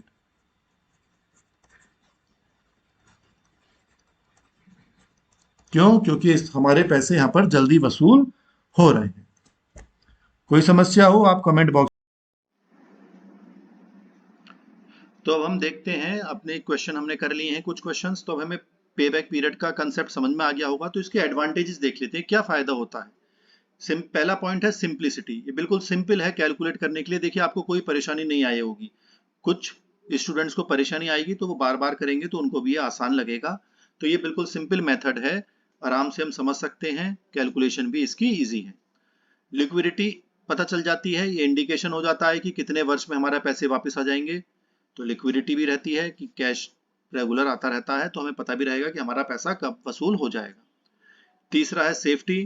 तो this method reduces the possibility of loss on account of obsolescence as the method prefers investment in the short term projects. ये भी सेफ्टी की बात है कि हम वो प्रोजेक्ट सिलेक्ट करेंगे, वो प्रोजेक्ट हम लेंगे या उस पर काम करेंगे जिसमें पैसे हमारे जल्दी वसूल हो जाएंगे। तो अगर बाद में मशीन खराब हो रही है, कुछ हो रहा है, तो फिर हमें चिंता करने की ज्यादा जरूरत नहीं है, क्योंकि हमारे पैसे पहले ही वसूल हो रहे हैं। क्योंकि हम वही प्रोजेक्ट करेंगे जो शॉर्ट टर्म में जल्दी हमारा पैसा वापस आ जाएगा। तो ये इसके फायदे हैं पे बैक पीरियड मेथड के। कुछ इसके नुकसान भी हैं, डिसएडवांटेजेस भी हैं। डिसएडवांटेज क्या है देखें, इग्नोरेंस ऑफ पोस्ट पे बैक कैश इनफ्लोज। ये जो पे बैक पीरियड मेथड है, ये बाद के जो कैश इनफ्लो है उन पर ध्यान नहीं देता। यानी कि पैसा वसूल हमारा हो गया ठीक है, लेकिन उसके बाद भी तो बिजनेस चलता रहता है, प्रोजेक्ट चलता रहता है, या मशीन खरीद रहे हैं वो भी चलती रहती है। तो बाद के पैसे जो आ रहे हैं उस पर इसका कोई ध्यान नहीं है, जो गलत माना जाता है। सेकेंड पॉइंट है ignorance the time value of money. ये भी माना जाता है कि इस प्रोजेक्ट में कि हमें प्रति वर्ष मान लो 20-20 हजार रुपए मिल रहे हैं। पहले वर्ष 20 हजार मिले, दूसरे वर्ष 20 हजार मिले, या 25 हजार मिले, या 30 हजार मिले। लेकिन जैसे जैसे समय बीतता है, हम तो लगा रहे हैं कि 10 साल बाद हमें 15 हजार मिलेंगे, लेकिन उस समय 15 हजार की वैल्यू कुछ नहीं होगी। महंगाई के हिसाब से 15 हजार की वैल्यू हो सकता है कि 5 हजार ही रह जाए, कि 4 हजार ही रह जाए। तो ये टाइम वैल्यू ऑफ मनी को कंसिडर नहीं करते हैं कि जो उस समय जो वैल्यू मिलेगी 15 हजार, हम आज मान रहे हैं कि 10 वर्ष बाद या 5 वर्ष बाद हमें 15 हजार मिलेंगे, तो उसकी प्रेजेंट वैल्यू उस समय क्या होगी, इसको ये ध्यान में नहीं देते हैं इस पे बैक पीरियड मेथड में। तो ये भी इसका थोड़ा डिसएडवांटेज है। Next point, ignores the salvage value and economic life of the project. यहाँ पर देखिए, जब सैल्वेज वैल्यू का मतलब होता है कि जब प्रोजेक्ट खत्म हो जाएगा, जब मशीन का की लाइफ खत्म हो जाएगी, मशीन बेकार हो जाएगी, तो उससे बेचा भी जाएगा, लोहे के भाव बिके या कूड़े कबाड़े में बिके तो कुछ पैसा तो मिलेगा, उसे हम सैल्वेज वैल्यू कहते हैं। तो लेकिन हम यहाँ पे पे बैक पीरियड में क्या देखते हैं कि हम वही प्रोजेक्ट या मशीन को ले रहे हैं जो पैसा हमारा वसूल हो जाए। बाद में सैलरी वैल्यू ज्यादा मिले तो उसको ध्यान में नहीं दे रहे। Economic life of the project की लाइफ कितनी है, उसकी उम्र कितनी है प्रोजेक्ट की या मशीन की, उसको भी बहुत ज्यादा हम ध्यान में नहीं दे रहे हैं, क्योंकि हमें तो बस अपने पैसे वसूलने से मतलब है कि वो जल्दी वसूल हो गए। बाद में उसकी लाइफ कितनी है उससे हमारा कोई मतलब नहीं है इस मेथड से। तो ये भी तरीका सही नहीं लगता। नेक्स्ट है disregard to the profitability of the project. अब पे बैक पीरियड केवल हमारा एक मेथड है कि हमारा पैसा कितने वर्ष में वसूल हो रहा है, लेकिन केवल यही तो हमारा उद्देश्य नहीं है। हमारा उद्देश्य तो प्रॉफिट कमाना है, और वो भी कंटिन्यूअस बेसिस पर। ये नहीं है कि वह पैसा वसूल हो गया तो बिजनेस बंद कर देंगे, ऐसा नहीं है। तो ये प्रोजेक्ट की प्रॉफिटेबिलिटी को इग्नोर कर देता है, क्योंकि हमें तो केवल अपना पैसा वसूलना दिख रहा है, तो इसलिए ये पे बैक पीरियड क्रिटिसाइज करा जाता है। तो ये इसका डिसएडवांटेज हो जाता है। और नेक्स्ट पॉइंट है डिटर्मिनेशन ऑफ एक्सेप्टेबल पे back period is difficult task. आपको इसका कोई बेसिस नहीं है, ये सब्जेक्टिव डिसीजन है, हर मैनेजर का अलग अलग डिसीजन होता है कि कोई कह रहा है कि भाई 5 वर्ष में पैसे वसूल हो जाएं तो हम इस प्रोजेक्ट को ले लेंगे, कोई कह रहा है कि 10 वर्ष में वसूल हो जाए तो हम इस प्रोजेक्ट को ले लेंगे। तो ये प्रॉब्लम आ सकती है, क्योंकि हर मैनेजर का अपना अपना तरीका होता है डिसीजन लेने का। तो सबका पॉइंट ऑफ डिसीजन अलग अलग हो सकता है, सबका एटीट्यूड अलग होता है, कोई कैसी सोच रखता है, तो उस पर डिपेंड करता है कि वो कितना पे बैक पीरियड का स्टैंडर्ड मान रहे हैं कि इतने में अगर पैसे वसूल हो जाएं तो हम इस प्रोजेक्ट को ले सकते हैं।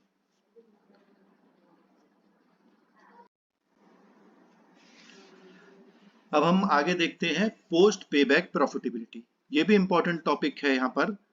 पोस्ट पे बैक प्रॉफिटेबिलिटी का मतलब कि जब हमारा पे बैक पीरियड आ गया, यानी कि 5 वर्ष, हमने मान ली कि 5 वर्ष में हमारे पैसे वसूल हो गए, तो उसके बाद जब प्रोजेक्ट चलता रहेगा तो कितना प्रॉफिट होगा। यानी कि एक मशीन मान लीजिए हम खरीद रहे हैं जो 10 वर्ष तक चलेगी, 10 ईयर्स तक चलेगी, हमारे पैसे वसूल हो गए 6 वर्षों में, तो 6 वर्षों में हमारे पैसे वसूल हो गए, हम निश्चिंत हो गए कि चलिए हमारे पैसे वसूल हो गए। अब आगे के जो 4 वर्ष बचे हैं, क्योंकि 10 वर्ष मशीन चलेगी, तो जो 4 वर्ष बचे हैं उसमें कितना प्रॉफिट होगा वो हमें यहाँ पर कैलकुलेट करते हैं, क्योंकि हमें बाद के प्रॉफिट पर भी ध्यान देना चाहिए। ऐसा तो नहीं है कि पैसे वसूल हो गए तो कंपनी बंद हो जाएगी या काम करना बंद कर देंगे, तो बाद के प्रॉफिट भी इंपॉर्टेंट रखता है।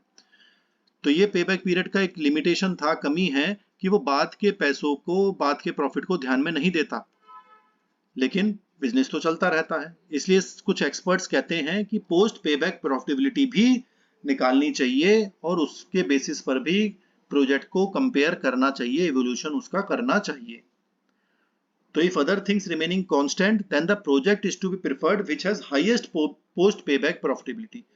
तो अगर सब चीजें सेम हैं तो हमें वो प्रोजेक्ट सिलेक्ट करना चाहिए, वो प्रोजेक्ट हमें चूज करना चाहिए जिसमें बाद में भी अच्छा प्रॉफिट आ रहा है, जिसमें सबसे ज्यादा प्रॉफिट आ रहा है पेबैक पीरियड अपने पैसे वसूल होने के बाद, तो भी हम उसको प्रोजेक्ट को एक्सेप्ट करना चाहिए। अब देखिए इसकी कैलकुलेशन देख लेते हैं, पोस्ट पेबैक प्रॉफिटेबिलिटी कैसे कैलकुलेट करेंगे। यहाँ पर भी देखिए दो बातें हैं। पहला पॉइंट है ये पॉइंट, जब एनुअल कैश फ्लो इक्वल है यानी इवन है, प्रति वर्ष वही सेम अमाउंट मिलेगा। और नीचे बी पॉइंट में दे रखा है जब एनुअल कैश फ्लो अलग अलग हो सकते हैं, कुछ वर्ष, एक वर्ष कुछ मिला, दूसरे वर्ष अमाउंट बदल गया, तीसरे वर्ष अलग धनराशि मिल रही है, चौथे वर्ष अलग धनराशि मिल रही है। तो देखिए पहले वाले पॉइंट में क्या है, जब इक्वल मिलेगा तो पोस्ट पे बैक प्रॉफिट, बाद के प्रॉफिट को कैसे निकालेंगे। जब एक ही अमाउंट मिल रहा है तो एनुअल कैश फ्लो जो है, क्योंकि वो एक ही अमाउंट है जो हर वर्ष मिलेगा, तो एनुअल कैश फ्लो लिखेंगे और ब्रैकेट में वर्किंग लाइफ, अगर 10 वर्ष है प्रोजेक्ट की लाइफ तो 10 लिख देंगे, पे बैक पीरियड मान लो 6 वर्ष में वसूल हो रहे हैं तो -6 कर देंगे, प्लस सैल्वेज वैल्यू, जो मैंने आपको बताया कि जब मशीन खराब हो जाएगी, उसका टाइम पूरा हो जाएगा, तो वो कितने में बिकेगी, वो सैल्वेज वैल्यू इसमें जोड़ देंगे, तो ये बाद का प्रॉफिट निकल कर आ जाएगा। बी पॉइंट है जब एनुअल कैश फ्लो अनइक्वल है, तब पोस्ट पेबैक प्रॉफिटेबिलिटी हम कैसे निकालेंगे, टोटल एनुअल कैश फ्लो देखेंगे कि पूरे 10 वर्ष में कितना हमारा पैसे आएंगे, और जो जितना इन्वेस्टमेंट हमें करा है वो हम इसमें से घटा दें। यानी कि पूरे मशीन को जब 10 वर्ष तक चलानी है तो मान लो हमें 10 लाख रुपए मिल जाएंगे, लेकिन हमने लगाए थे 4 लाख रुपए, तो बाद का प्रॉफिट कितना हुआ, 4 तो वसूल हो गए, बचे कितने, 6 लाख, तो वो पोस्ट पेबैक प्रॉफिटेबिलिटी मान लिया जाएगा। तो इस तरह से ये कैलकुलेशन हम करेंगे, जब क्वेश्चन करेंगे तो आपको समझ में आ जाएगा। कभी कभी हम इसमें इंडेक्स भी निकाल लेते हैं, post payback profitability index, comparison करने के लिए परसेंटेज में आ जाता है। तो इंडेक्स कैसे निकालेंगे, जो पोस्ट पेबैक प्रॉफिट, जो बाद वाले प्रॉफिट आए हैं उसे हम डिवाइड कर देंगे इनिशियल इन्वेस्टमेंट, जो हम इन्वेस्टमेंट निवेश कर रहे हैं वो अमाउंट से डिवाइड कर देंगे, इनटू 100 कर लेंगे, तो ये प्रोजेक्ट परसेंटेज में आंसर आएगा इंडेक्स। तो जिस प्रोजेक्ट की हाई इंडेक्स होगी वो अच्छा प्रोजेक्ट माना जाएगा। तो ये इंडेक्स भी हम कैलकुलेट कर सकते हैं। अब हम इसके न्यूमेरिकल प्रॉब्लम्स देख लेते हैं, तो ये भी कंसेप्ट भी हमें समझ में आ जाएगा। अब हम नेक्स्ट क्वेश्चन देखेंगे। मोनिका लिमिटेड कंपनी है जो 3 प्रोजेक्ट पर काम कर सकती है, एक्स वाई जेड, 3 प्रोजेक्ट हैं, प्रपोजल हैं उसके पास, और हमें बताना है कि प्रोजेक्ट एक्स अच्छा है, वाई अच्छा है और या जेड अच्छा है उसके लिए। तीनों की कॉस्ट बता रखी है 1 लाख, 1,40,000 और 1,40,000। तीनों की ही लाइफ बता रखी है, इस हर प्रोजेक्ट की लाइफ 10 वर्ष है। एनुअल सेविंग्स जो प्रति वर्ष उनकी बचत होगी, प्रोजेक्ट एक्स में 16,000, वाई में 25,000 और जेड में 20,000। फिर कहा गया है कि इग्नोरिंग इनकम टैक्स को ध्यान में नहीं रखना है। अब हमें रिकमेंड करना है कौन सा प्रोजेक्ट अच्छा है। पेबैक पीरियड के हिसाब से पेबैक पीरियड निकालेंगे जो हम सीख चुके हैं, पोस्ट पेबैक प्रॉफिट जो अभी हमने अपना फॉर्मूला देखा है, और index of post payback period profit निकालेंगे। तो ये तीनों पॉइंट्स हम निकालेंगे और उसके हिसाब से उनको रैंक करेंगे कि कौन सा प्रोजेक्ट फर्स्ट नंबर पे है, कौन सा प्रोजेक्ट सेकंड नंबर पे है और कौन सा प्रोजेक्ट थर्ड नंबर पर है। तो पहले आप इस क्वेश्चन को कॉपी कर लीजिए जिससे कि हम आगे बढ़ें। तो आपको कोई परेशानी ना हो, क्वेश्चन आपके सामने रहना चाहिए जब हम सॉल्व करें। तो मैं अगली स्लाइड पे जाता हूं। तो सबसे पहले देखिए 3 प्रोजेक्ट है हमारे, मैं यहाँ पे लिख लेता हूं तीनों project.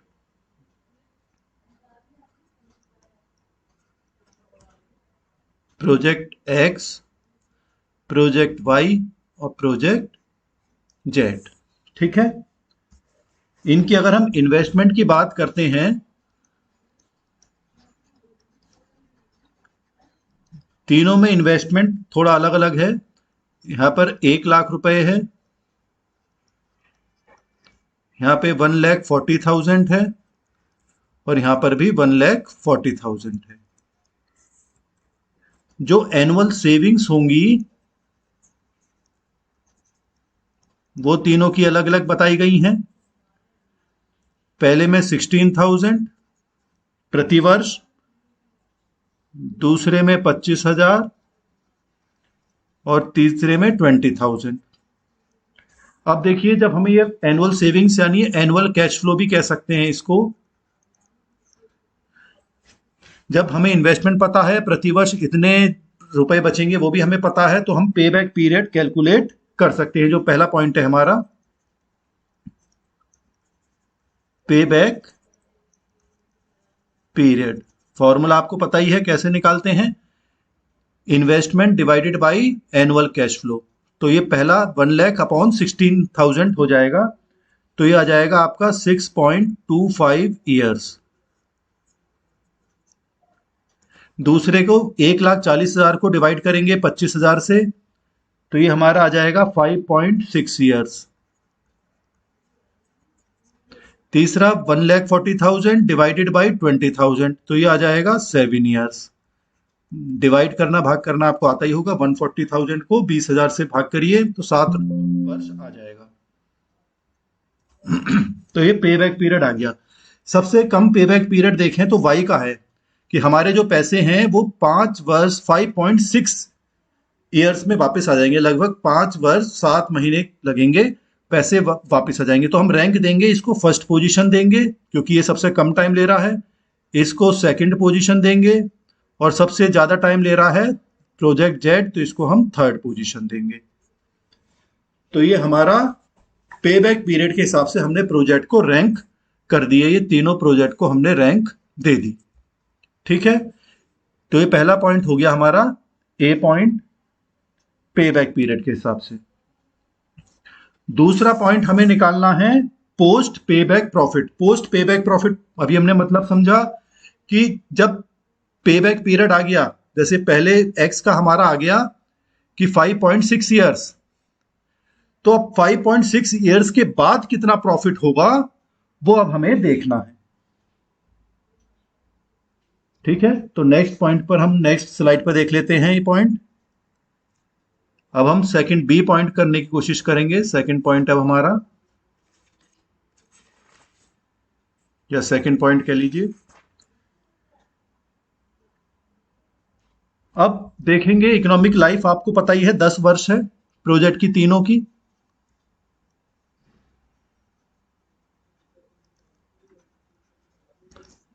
X project, Y project और जेड प्रोजेक्ट, तीनों का 10 वर्ष है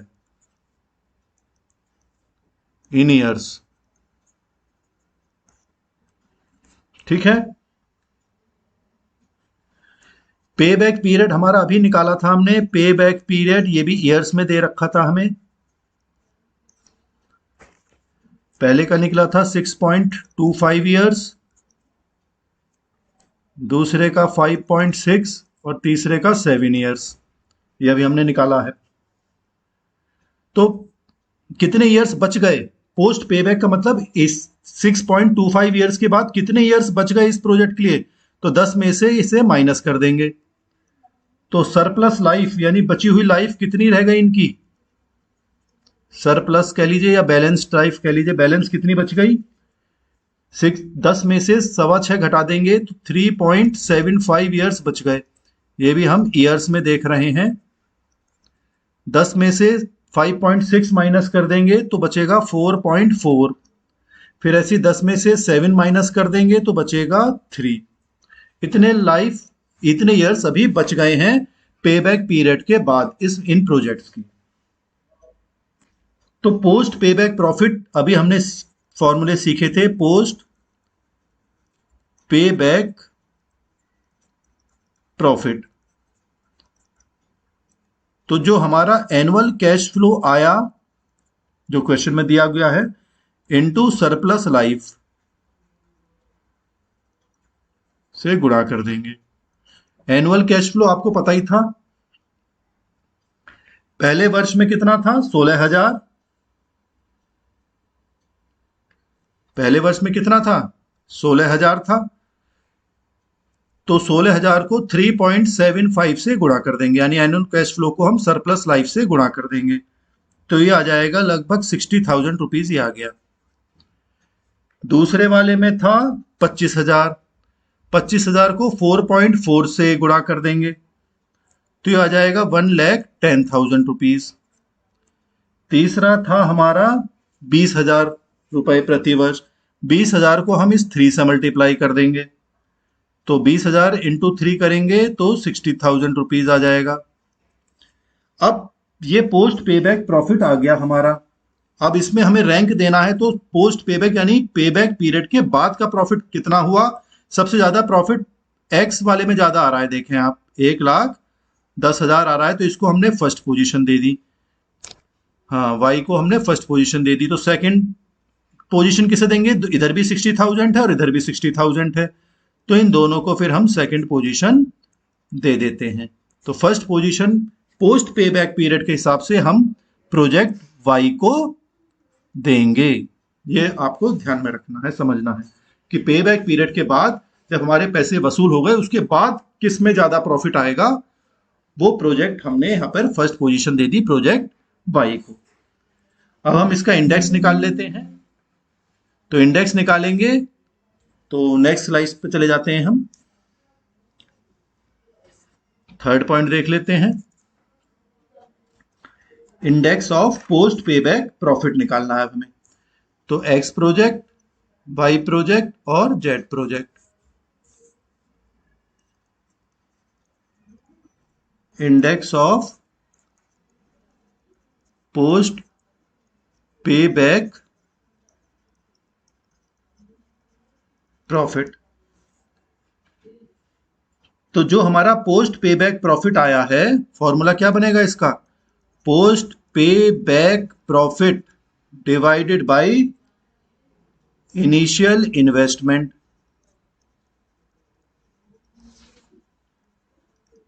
और इनटू 100 कर देंगे। फॉर्मूला भी आप जानते ही हैं, अभी अपने पीछे पढ़ा था। तो पोस्ट पे बैक प्रॉफिट जो आया था एक्स का कितना आया था 60,000 रुपीज, और इन्वेस्टमेंट इनका कितना है 1,00,000 रुपए इनटू 100, तो ये आ गया 60%।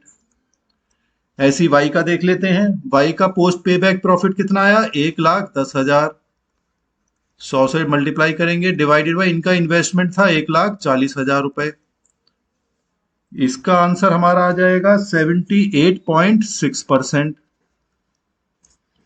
तीसरे का जो पोस्ट पे बैक प्रॉफिट था वो 60,000 था, 100 से मल्टीप्लाई करेंगे डिवाइडेड बाई 1,40,000 इन्वेस्टमेंट है, तो इसका वैल्यू आएगी 42.9%। तो यहां पर भी आप देखेंगे कि इंडेक्स ऑफ पोस्ट पे बैक प्रॉफिट सबसे ज्यादा वाई का आया है, तो वाई को हम फर्स्ट पोजीशन देंगे, फिर उससे कम 60 है इसको सेकंड पोजीशन देंगे और इसको हम थर्ड पोजीशन देंगे। अगर एक प्रोजेक्ट उन्हें करना है तो इस कंडीशन के हिसाब से वो प्रोजेक्ट वाई को सिलेक्ट कर सकते हैं। तो यहां पर प्रोजेक्ट रैंक आप इनके हिसाब से रैंक दे सकते हैं। तो आपने देखा कि तीनों ही कंडीशंस में प्रोजेक्ट वाई फर्स्ट नंबर पर आया है। तो अगर हमें रैंकिंग देनी होगी तो वाई को हमने दिया फर्स्ट, एक्स को दिया हमने सेकंड पोजीशन और जेड को दिया हमने थर्ड पोजीशन, थर्ड रैंक दे दी अगर ओवरऑल की हम बात करते हैं तो।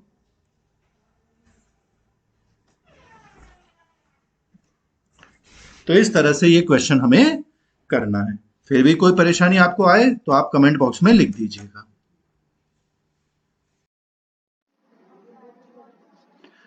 अब हम लास्ट टॉपिक देख लेते हैं इस वीडियो का, डिस्काउंटेड पेबैक पीरियड।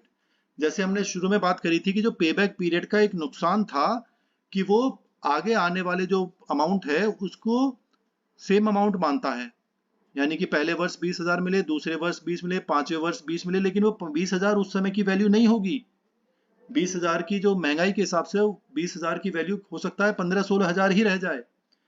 तो वो प्रेजेंट वैल्यू को ध्यान में नहीं रखता था। तो उसको सही करने के लिए ये time value of money concept लाया गया कि हम डिस्काउंट करेंगे कि जो हमने आज मान लिया कि पहले वर्ष 20 मिल रहे हैं, दूसरे वर्ष भी 20,000 मिल रहे हैं, तीसरे ईयर में भी 20 मिल रहे हैं, चौथे ईयर में भी 20 मिल रहे हैं, पांचवें ईयर में भी 20 मिल रहे हैं, लेकिन पांचवें वर्ष चौथे वर्ष में 20,000 एक्चुअल वैल्यू नहीं रहेगी। उसकी एक वर्ष बाद ही वैल्यू कम होने लगेगी, दूसरे वर्ष ज्यादा कम हो जाएगी। तो हमारी एक टेबल होती है जो हम क्वेश्चन में देखेंगे, उस बेसिस पर हम वैल्यू निकालेंगे। तो कॉस्ट ऑफ कैपिटल मान लेते हैं उसको। तो प्रति जो मान लो 20,000 एक साल बाद मिल रहे हैं, तो एक साल में उसकी कुछ वैल्यू तो कम होगी, हो सकता है वो 18,000 रह जाए कि 19,000 रह जाए, तो वो वैल्यू हम देखा करते हैं। तो हम ये डिस्काउंट कर देते हैं इसे at a given rate of interest. तो फिर जब डिस्काउंटेड वैल्यू लेंगे कि 20,000 पहले वर्ष में वो हो सकता है 19,000 रह जाए, दूसरे वर्ष में वो 17,000 रह जाए, तीसरे वर्ष में 15,000 ही रह जाए, चौथे वर्ष 14,000 रह जाए, तो जो भी वैल्यू निकल कर आएंगी फिर उनको पुराने मेथड से हम क्यूमुलेटिव मेथड कर लेंगे और क्यूमुलेट करते जाएंगे, और फिर हम अपना E प्लस बी अपॉन सी वाला जो फॉर्मूला लगाया था उसके बेसिस पर कर सकते हैं, अगर अलग अलग अमाउंट है, क्योंकि अलग अलग ही आएगा फिर। तो thus discounted payback period indicates that period within which the discounted cash inflows equal to the discounted cash outflows involved in the project। कि वही discounted payback period निकल कर आ जाएगा फिर कि कितने वर्ष में हमारे पैसे वसूल हो जाएंगे, लेकिन उनकी धनराशि जो हमें प्रति वर्ष मिल रही है उसको हम कम कर देंगे महंगाई के हिसाब से। तो जो पीरियड सबसे कम आएगा वो उस प्रोजेक्ट को हम एक्सेप्ट कर लेंगे।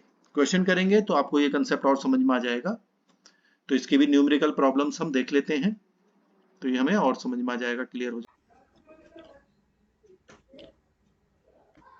आगे अब हम देखते हैं, ये हम डिस्काउंटेड पेबैक पीरियड जो अभी हमने समझा है उसको देखेंगे, उसका क्वेश्चन करेंगे। अब प्रोजेक्ट कॉस्ट ₹50,000, 50,000 रुपए की हमारा प्रोजेक्ट की कॉस्ट है, जिसकी वर्किंग लाइफ 5 ईयर्स है। एनुअल कैश फ्लो प्रति वर्ष हमें 16,000 रुपए मिलेंगे और स्क्रैप वैल्यू 5,000 रुपए है। जब प्रोजेक्ट खत्म हो जाएगा 5 वर्ष बाद तो 5,000 रुपए में वो उसका कूड़ा कबाड़ा बिक जाएगा। अब डिस्काउंटेड पे बैक पीरियड हमें कैलकुलेट करना है, जिसकी कॉस्ट ऑफ कैपिटल 10% मानी जाएगी। ठीक है, तो क्वेश्चन कर लेते हैं। आप पहले इसको कॉपी कर लीजिएगा जिससे कि हम आगे बढ़ें, तो आपके पास क्वेश्चन रहे। मैं नेक्स्ट स्लाइड पर जा रहा हूं, यहाँ पर ये छोटा एरिया पड़ेगा। तो सबसे पहले हम हेडिंग डाल लेते हैं,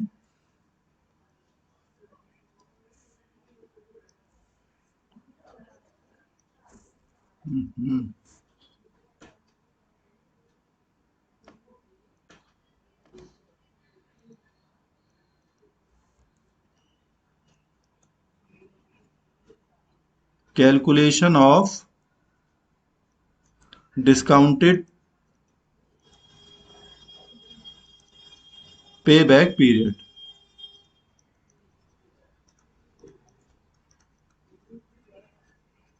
ठीक है, ये हमें अब सॉल्व करना है। देखिए, हम अब ईयर की बात करते हैं। पहले हम ईयर डाल लेते हैं, यहां पर एनुअल कैश फ्लो लिख लेंगे। प्रेजेंट वैल्यू फैक्टर हमें टेबल में देखना होगा, एट 10%, और फिर हम प्रेजेंट वैल्यू निकाल लेंगे।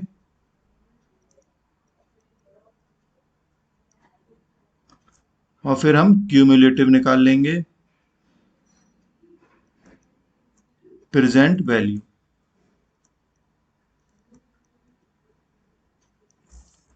तो ये इतना हमें करना है। ईयर हमारा first year, second year, third year, fourth year, fifth year, और लास्ट में स्क्रैप मिलेगा at the end of the fifth year. Annual cash flow हमारा है 16,000। हर वर्ष हमें 16,000 रुपीज की बचत होगी, एनुअल कैश फ्लो हो गया।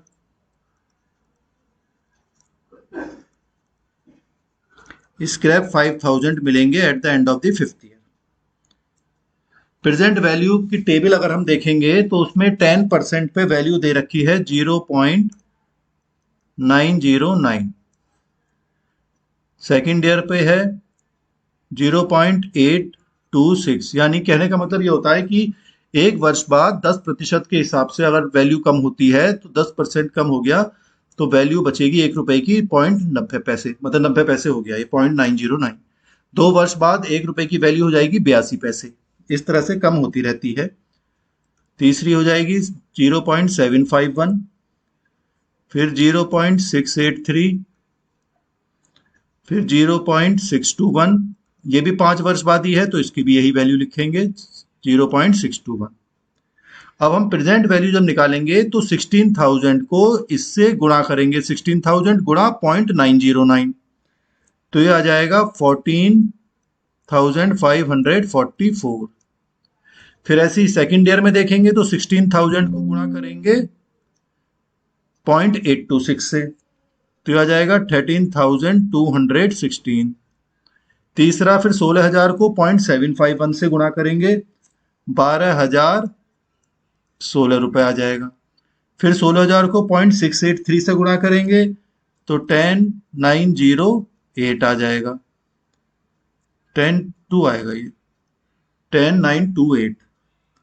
फिर ऐसे ही अगला आ जाएगा 9,936 और 5,000 को 0.621 से गुणा करेंगे तो 3,105 आ जाएगा।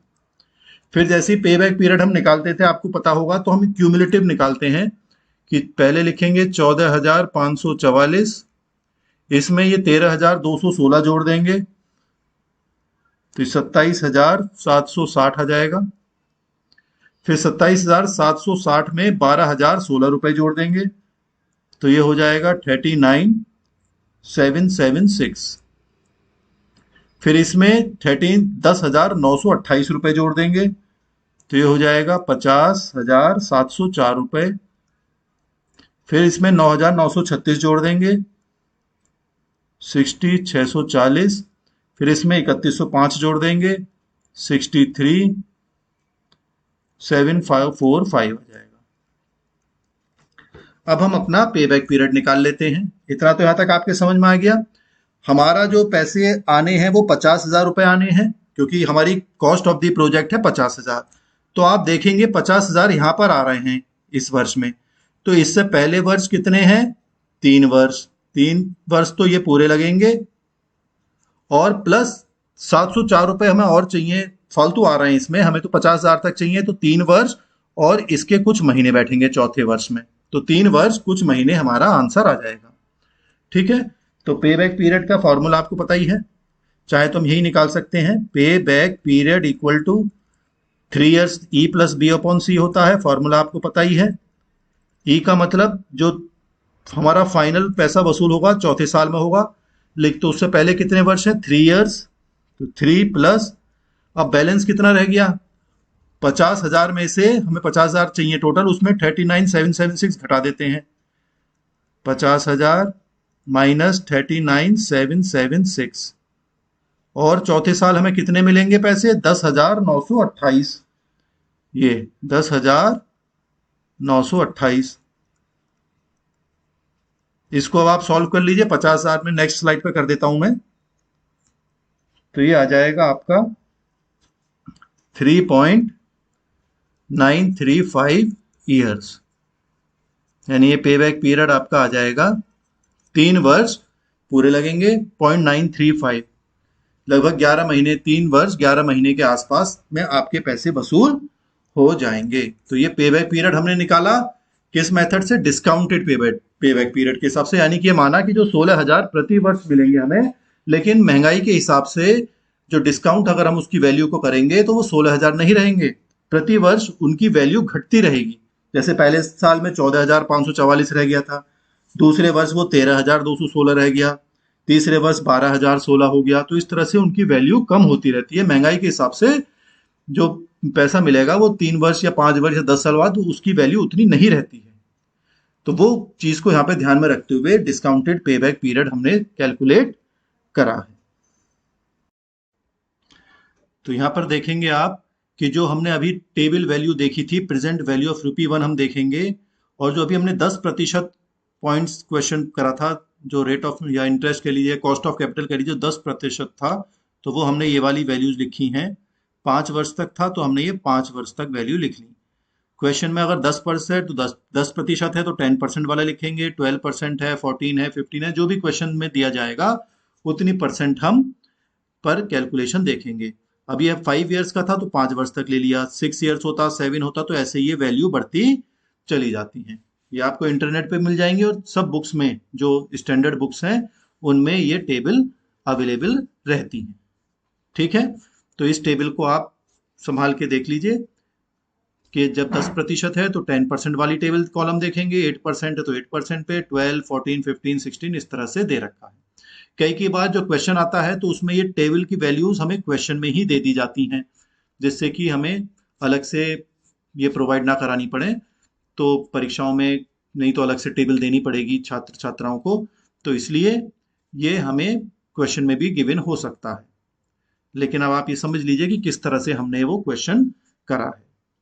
ठीक है, कोई समस्या हो कमेंट बॉक्स में आप लिख दीजिए। अब हमने काफी क्वेश्चन देख लिए हैं, फिर भी अगर आपको कोई प्रॉब्लम आए तो आप कमेंट बॉक्स में लिख दीजिएगा। फिर भी मैं कहूंगा कि बार बार आप प्रैक्टिस करें, 2-3 बार एक ही क्वेश्चन को करेंगे तो आपको ये कंसेप्ट, ये फॉर्मूले एकदम याद हो जाएंगे, समझ में आ जाएंगे। फिर भी समस्या हो तो आप कमेंट बॉक्स में लिख दीजिएगा अपना क्वेश्चन, मैं उसको सॉल्व करने की कोशिश करूंगा।